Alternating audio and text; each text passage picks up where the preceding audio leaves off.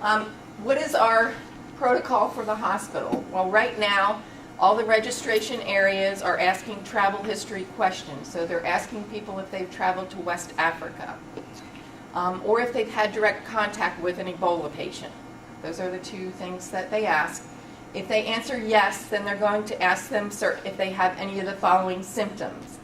If the patient has the travel history and they have symptoms, then we're going to put them on standard droplet and contact precautions. We're going to bring them to a private room, put them on isolation, and we're going to call 3911 and call a code E. That is our Ebola alert.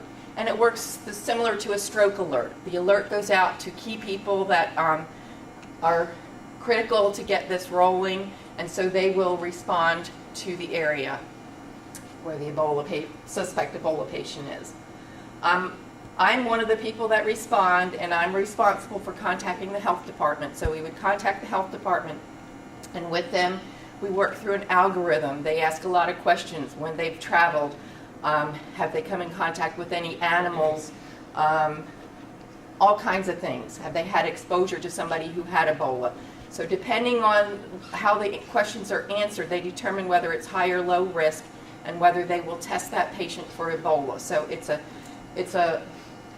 an algorithm that you use. Not everybody that comes in with those symptoms will be tested. It's up to the health department to determine. And the reason being is there's not a lot of test kits out there, so we can't test everybody that comes in with these signs and symptoms. So it's really stratified. What are our infection control precautions? Of course, we're going to isolate the patient, as I talked about. We want to wear the appropriate PPE, which you're here to learn about. We're not going to have any visitors for that patient.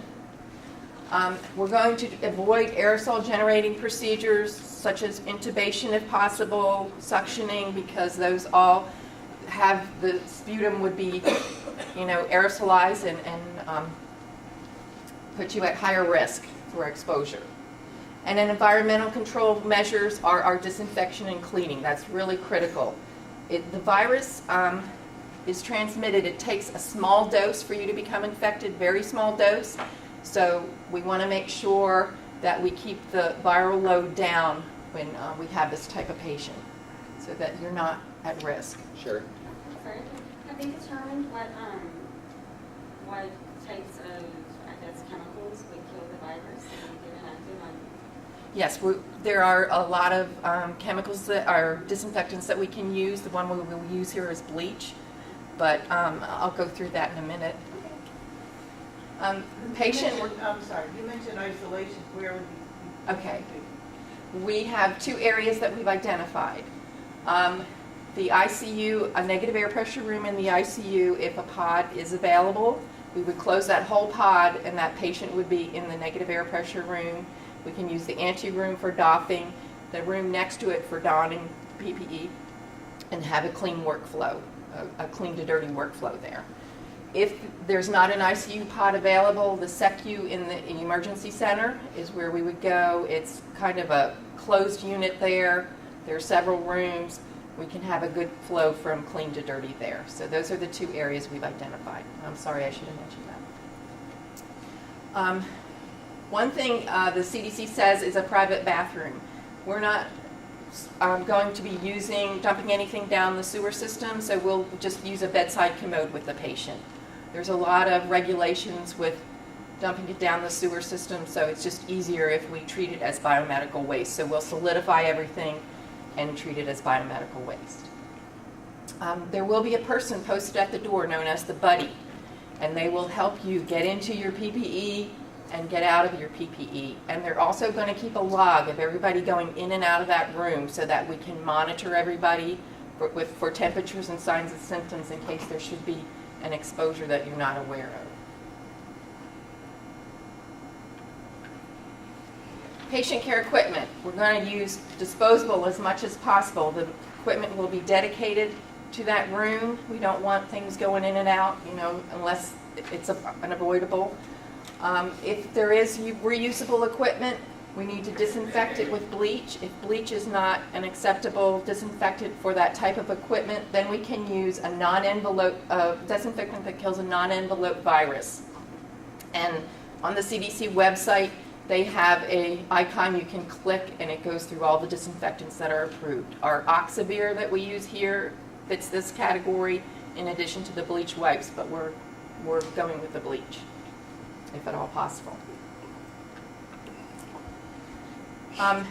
Minimal blood draws. We want to lower the risk as much as possible. So we want to limit our use of needles and sharps.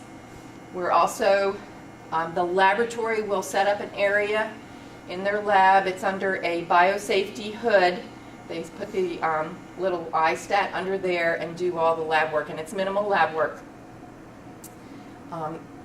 We don't want to, and of course you want to dispose of your sharps in the sharps container and be extremely careful if you have to use them.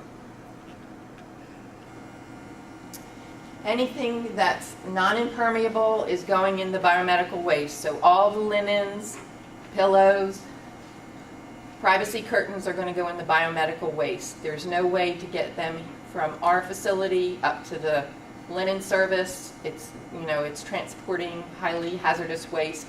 It's just going to be disposed of. Like burned, or what are they gonna do? It will be incinerated eventually, yes. We want to clean and disinfect surfaces and objects with bleach just to keep that viral load down, you know, and make sure that we're not putting anybody at risk. And all the cleaning stuff will be disposed of too, so the mops and all that, cloths and whatever. Now, the next three things that I'm going to talk about are how to handle laboratory specimens, how we're going to handle our biomedical waste, and how we would handle the body if the patient should pass. And you'll see that they're all similar in the process that we're going to use.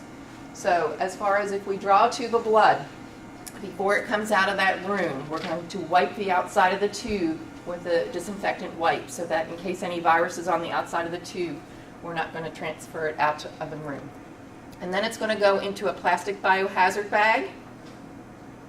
And then we're going to close that bag and wipe the outside of the bag with a disinfectant wipe. Then you're going to wrap that in a bubble wrap, and then you're going to wipe the outside of the bubble wrap. And then there's a small plastic container. It's called a Category A specimen container. It has a red lid.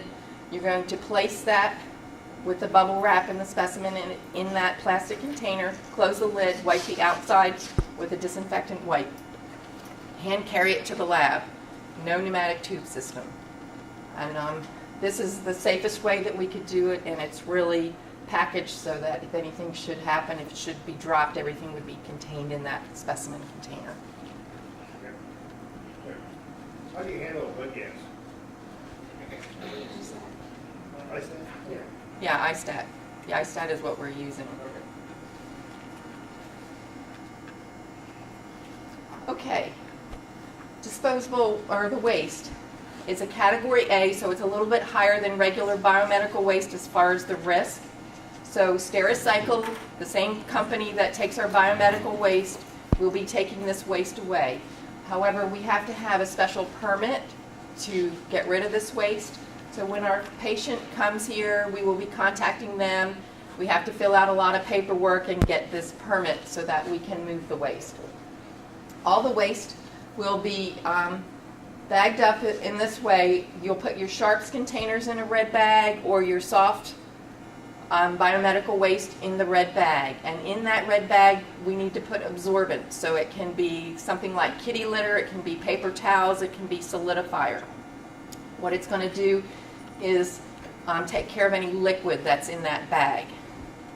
Once you have your stuff in the red bag, then you're going to pour some bleach in there because that's going to disinfect what's ever in there. We want to keep that viral load down. You're going to close up your bag, tie it, and you're going to take a disinfectant wipe and wipe the outside of that red bag. Then you're going to put that red bag in a second red bag, tie it up, and wipe the outside of that second red bag. Then we have this large drum. It's about this high and this round. It's called a Category A container. It's got a liner. We're going to put absorbent in the bottom of that liner, and then we're going to place the double-bagged biomedical waste into that drum. Seal up the drum, wipe the outside with a disinfectant wipe. And then Environmental Services will be moving that drum to a location, a caged area outside of the hospital, and it will be locked so that nobody has access until Stericycle can come and take it away. Any questions on that?